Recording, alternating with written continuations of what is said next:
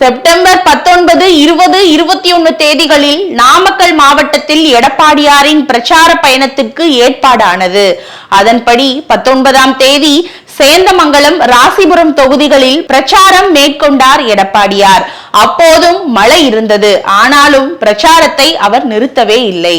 மறுநாள் நாமக்கல் தொகுதியில் அவர் பிரச்சாரம் மேற்கொள்வதாக இருந்தது. இதற்காக அதிமுக மாநகர செயலாளர் பாஸ்கர் நாமக்கல்லில் தடபுடலாக ஏற்பாடுகளை செய்து தனது செல்வாக்கை காட்ட நினைத்தார். இதையெல்லாம் பார்த்து கொண்டே வந்த தங்கமணி தரப்பு மழையை காரணம் காட்டி எடப்பாடியாரின் நாமக்கல் பிரச்சாரத்தை ஒத்திவைத்து விட்டது.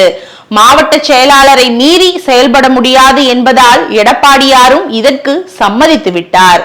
அதே சமயம் பாஸ்கரை ஓரங்கட்ட மாநில வர்த்தகர் அணி இணை செயலாளரான ஸ்ரீதேவி மோகனை நாமக்கல் தொகுதிக்கு தயார்படுத்துகிறார் தங்கமணி. எடப்பாடியாரை வரவேற்று நாமக்கல்லில் மோகனும் சில இடங்களில் பிளக்ஸுகளை வைத்திருந்தார். இதில் எடப்பாடியார் பேசுவதற்காக ஏற்பாடான இடத்தில் மோகன் வைத்திருந்த பிளக்ஸுகளை ஒரு கோஷ்டி கிழித்து துவம்சம் செய்தது. அதன் பிறகு அந்த இடத்தில் பாஸ்கர் தரப்பு பிளக்ஸுகளை வைத்தது. இது போலீஸ் பஞ்சாயத்து வரைக்கும் சென்ற நிலையில்தான் எடப்பாடியாரின் பயணம் ஒத்திவைக்கப்பட்டது.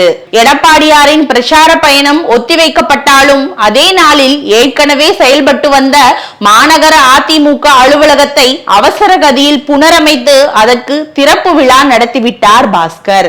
இதற்கு மாவட்ட செயலாளர் தங்கமணி உள்ளிட்ட அவரது ஆதரவாளர்கள் யாருக்கும் அழைப்பும் விடுக்கப்படவில்லை. அதே சமயம் தங்கமணியை பிடிக்காத சேந்தமங்கலம் முன்னாள் எம்எல்ஏவான சந்திரசேகரன் உள்ளிட்டோர் இதில் கலந்து கொண்டனர் என்று தெரிவிக்கிறார்கள் அதிமுகவினர். தங்கமணியையும் பாஸ்கரையும் ஒரே தட்டில் வைத்து பார்க்கிறார் இபிஎஸ். நாமக்கல் தொகுதியில் பாஸ்கரை ஓரங்கட்ட ஸ்ரீதேவி மோகனை தயார்படுத்துகிறார் தங்கமணி. அதையும் மீறி பாஸ்கருக்கு நாமக்கல் தொகுதியை கொடுத்தால் அத்தனை எளிதில் அவரை ஜெயிக்க விட்டு விடுவார்களா என்ற கேள்வியும் இப்போது எழுகிறது.